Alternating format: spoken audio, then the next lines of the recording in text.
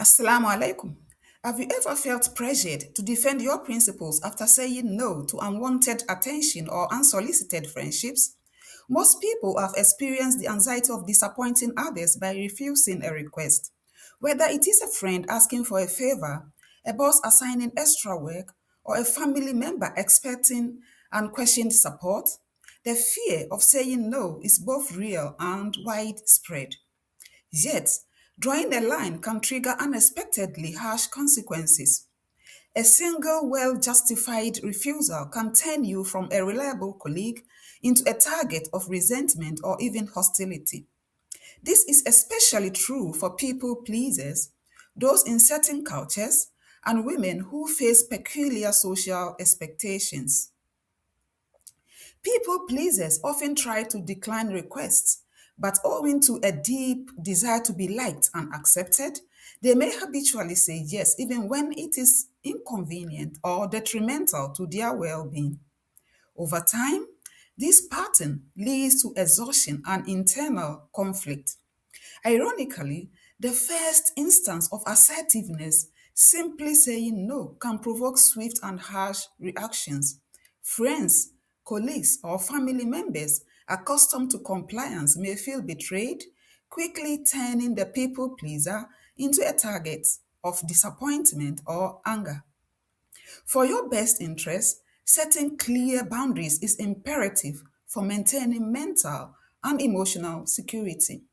This allows one to protect their time, energy, and values. However, women who set boundaries and enforce them are often misunderstood.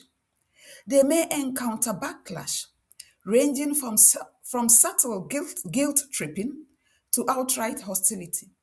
Some people take these established limits as a personal rejection.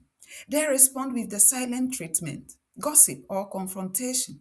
The paradox is that while setting healthy limits is an act of self care, it may be perceived as selfishness or a lack of loyalty by those who benefit from your compliance. The backlash to refusing a request can be exceptionally intense for women. Social conditioning often frames women as nurturing, agreeable, and accommodating. When a woman asserts herself, she may be labeled as difficult, cold, or worse. Studies show that women who say no at work or in social situations face more criticisms than men in similar situations. The double bind is clear. While assertiveness is valued in theory, women who practice it frequently experience negative stereotypes or social penalties. Some resort to bullying women who stand their ground in refusing a request. Intersectional factors, such as race or age, can further complicate these dynamics. Some men don't take it kindly when women decline their overtures or emotional approach. To them, women must accept their advances at all costs. The worst ones resort to spiritual antics to win a woman's heart and manipulate them. Women are turned into hate figures when this spiritual warfare and attack don't work on them. Out of spite, they deploy every smear and character assassination of these women's personalities, hatred and vitriol. They are put through a ringer and left to the vultures. Women have the absolute right to decide who to be emotionally involved with and who to avoid.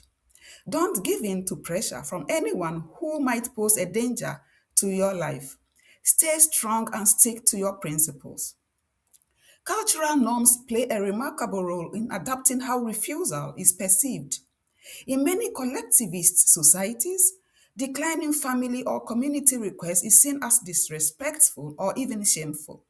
Family centric cultures may pressure individuals to prioritize collective needs over personal ones, making any act of refusal a potential source of conflict.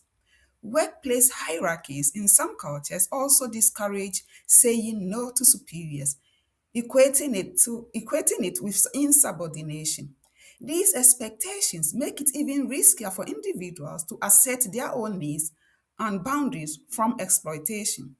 Clarifying your principles to family or community lightens or eliminates the burden of being labeled as disrespectful. Your yes should be yes, and your no should be no. Despite the risk, learning to say no is necessary for a good quality of life. Strategies for handling the fallout include expressing refusal with empathy, clearly stating your reason when appropriate, and standing firm in your decision. Building resilience to criticism is essential, as is surrounding yourself with people who respect your boundaries. Don't compromise. Over time, consistently maintaining boundaries fosters self-respect and healthier relationships, even if it means weathering some initial backlash. You can decline a request kindly but firmly by using practical strategies. Begin by thanking the person for considering you or entrusting you with their request. Then, state your decision clearly without unnecessarily over explaining or apologizing excessively. Offer a short reason if you wish, or simply say, I'm not able to help you with this right now. For example, you might say, thank you for asking, but I have to decline this time. Or, I am flattered by your offer, but I need to say no. Practice using these simple scripts so that you can respond unapologetically with assurance and ease.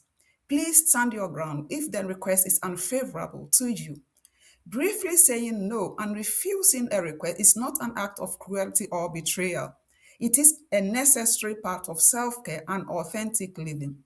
The backlash that sometimes follows reveals more about common expectation than the act itself. Ultimately, valuing your own needs and boundaries is not only healthy but required for genuine connection and long-term happiness. For more articles and poetry, visit patreon.com/Baraka Inspirations. Also at medium.com/at Baraka Inspirations 4150. Your support for our work is always appreciated. Alternatively, you can buy us a coffee at buymeacoffee.com/Baraka Inspiration. Thank you for your time. Please like, subscribe, and enable notifications to stay updated on future videos. Sharing comments and experiences is always welcome. Till next time, inshallah. Wassalamu alaikum wa rahmatullahi wa barakatuh.